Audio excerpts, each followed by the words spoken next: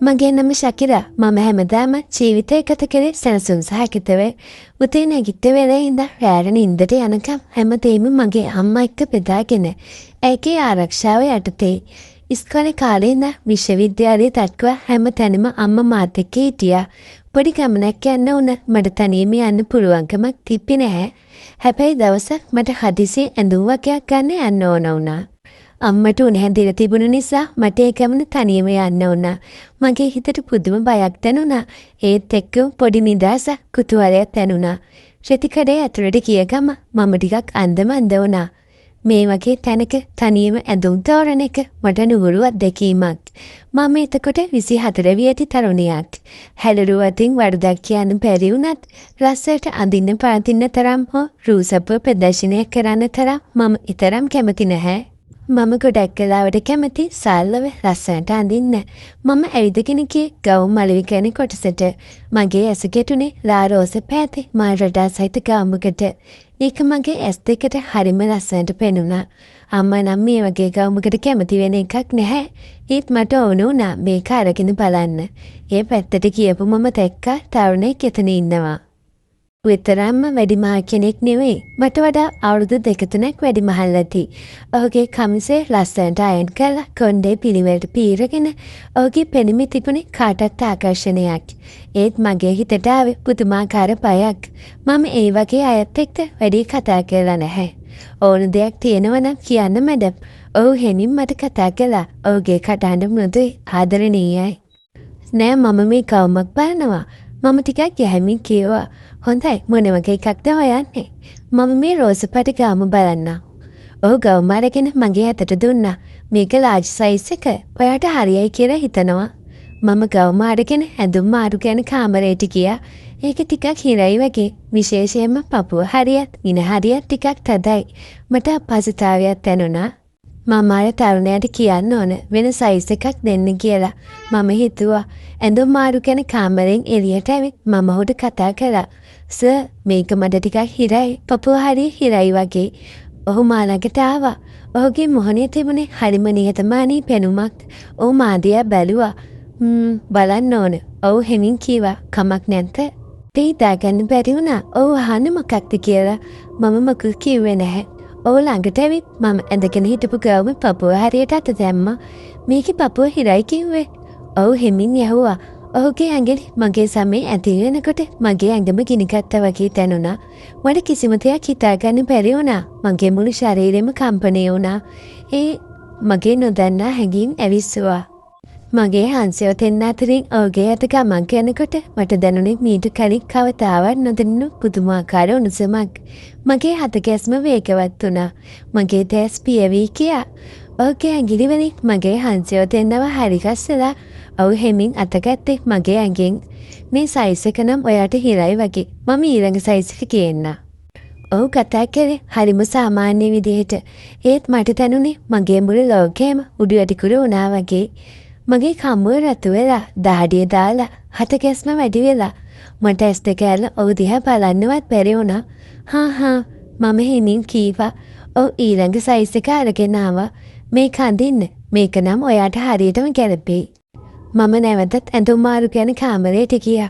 මේ ගවුම නම් මට හරියටම ගැලපෙනවා. මගේ සිරුරට මනවින් ගැලපිලා. මගේ හැඩේ මනාවට ඉස්මතු කරලා පෙන්නුවා. මම මේකට හරිම කැමති වුණා. එළියට ආපු මම ඔහු දිහා බැලුවා. මේක නම් හරියටම ගැලපෙනවා. මම මේක ගන්නම්. ඔයාට එක හරිම ලස්සනයි. ඔහු හෙමින් කීවා. ඔහුගේ ඇස්වල තිබුණේ මට නොතේරෙන බැල්මක්. මගේ හිතට මේ මොහොතේ ඇති වුණේ පුදුම හැඟීමක්. මගේ ඇස් ඔහුගෙන් ඉවතට ගන්න බැරි වුණා. ගොඩක් ස්තුතියි. මම හෙමින් කීවා. කවිඳු. ඔහු අත තික් කරලා හෙමින් කීවා. මගේ නම කවිඳු. ඔයා? ශකිරා. මම හෙමින් අතට අත දුන්නා. ඔහුගේ ඇතේ මගේ මුළු සිරුරටම විදුලියක් ගෑනවා මෙන් දැනුණා. මම මගේ ඇත ඉක්මනට ගත්තා.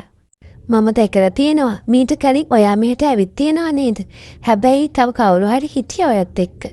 ඔහු ඇහුවා. නෑ මම හැමදාම අම්මා එක්ක එන්නේ. අද අම්මට අසනීපයි. ඒකයි තනියම ආවේ. එහෙනම් මේක ඔයාගේ පළවෙනි අත්දැකීම වෙන්නේ නැති.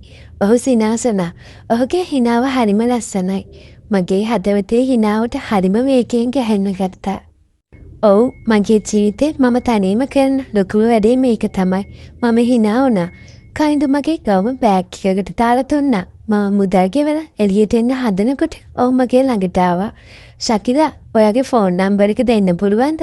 ඔයාට මේ වගේ ඇඳුම් තෝරගන්න උදව් කරන්න පුළුවන්. ඔහු පුංචි හිනාවක් එක්ක කීවා. මට හිතාගන්න බැරි වුණා. සාමාන්‍යයෙන් මම කිසිම කෙනෙකුට මගේ ෆෝන් නම්බර් එක දෙන්නේ නැහැ. ඒත් මගේ හිතේ තිබුණු හැඟීම නිසා මම ඉතා වෙනස් වුණා. දෙන්න. මම මගේ නම්බර් එක ඔහුට දුන්නා. ගොඩක් ස්තුතියි. මම කතා කරන්නම්. මම රෙදි කඩෙන් එළියට ආවේ. හිතේ පුදුම කලබලකතියකින්. මට තනියම ඇවිත් ඇඳුමක් ගන්න පුළුවන් වුණා. ඒත් එක්කම මගේ ජීවිතේට අලුත් කෙනෙක් ආවා. කවින්දු ඔහුගේ බැල්ම ඔහුගේ කතාද මට කිසිසේත් අමතක කරන්න බැරි වුණා. ඒ රෑ මට නිින්ද ගියේ නැහැ. මම බලාගෙන හිටියේ ඔහු කතා කරනකම්. රෑ 10ට විතර මගේ ෆෝන් එක නාද වුණා. මම හිතුවා ඔහු කතා කරයි කියලා. හෙලෝ මම හෙමින් කිව්වා. ශකිලා මම කවින්ද ඔයාට කරදරයක් වුණාද? නෑ මම හිටියේ සතුටුයි. මට කතා නොකර ඉන්න බැරි වුණා. ඔයා හරිම වෙනස් කෙනෙක්. මම දැකපු ගොඩක් අය වගේ නෙවෙයි.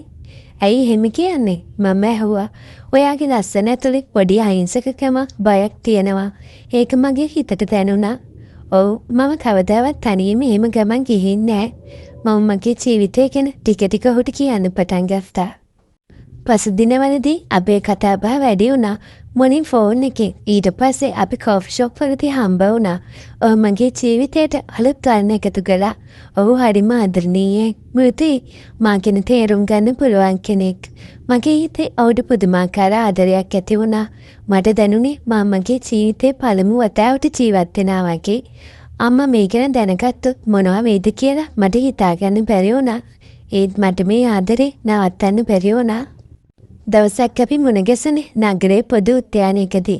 අවට මාසුවඳින් පිරලා හිරු බැස යන වෙලාව අපි බංකුවක වාඩි වෙලා කතා කර හිටියා. කවිඳු මගේ අත ඔහුගේ අතට ගත්තා. මගේ මුළු ශරීරයේම හිරිවැටියා ගියා. ශකිලා මම ඔයාට ආදරේ. ඔහු හෙමින් කීවා. ඔහුගේ ඇස්වල තිබුණේ අවංක ආදරයක්. මගේ ඇස්වල කඳුළු පිරුණා. මට වචන පිට වුණේ නැහැ. මගේ හද ගැස්ම වේගවත් වුණා. මාත් ඔයාට ආදරේ කවින්දු. මම හෙමින් කීවා. ඒ මොහොතේ ඔහු මා ළඟට ඇවිත් මගේ නළලට ආදුවක් දුන්නා. ඊට පස්සේ මගේ ඔහුගේ මට තැබුවා. ඒ හාදුව මගේ මුළු ජීවිතේම වෙනස් කළා. මට දැනුනේ මම වෙනත් ලෝකයක ඉන්නවා වගේ. ඒ හාදුවේ තිබුණේ ආදරේ, උණුසුම, ආරක්ෂාව. අපි එකිනෙකාට තුරුළු වෙලා බොහෝ වේලාව ඒ බංකුව මත සිටියා. මගේ හිතට ආවි පුදුම සතුටක්. මම නොහිතපු මොහොතක මගේ ආදරේ මට හම්බ වුණා. ඒත් එක්කම මගේ හිතට පොඩි බයක් ආවා. මේ ආදරේ ගැන අම්මට කියන්නේ කොහොමද? මේ අපේ දෙන්නගේ රහස විදියට හැමදාටම තියාගන්න පුළුවන් වෙයිද?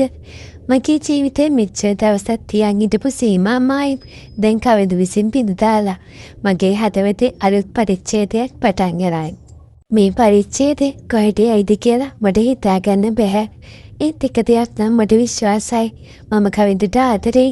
මේ ආදරේ මගේ ජීවිතයට අලුතක් එකතු කරා. මේ ගමනේ යන්න මම සූදානම් කවිදුත් එක්ක. මේ අලුත් ආරම්භය මට ගෙනාවේ බයක් සහ කුතුහලයක්. මම මගේ ආදරයත් එක්ක මේ ගමනේ යන්න හදන්නේ. මගේ හිත මට කියනවා මේක හරිම පුදුම ආදර කතාවක් වෙයි කියලා. මේ වගේ කතා කියවන්න කැමති අය අපිව සබ්ස්ක්‍රයිබ් කරගෙන යන්න. මේ කතාව ලස්සනයි නම් ලයික් එක කමෙන්ට් එකක් දාගෙන යන්න අමතක කරන්න එපා.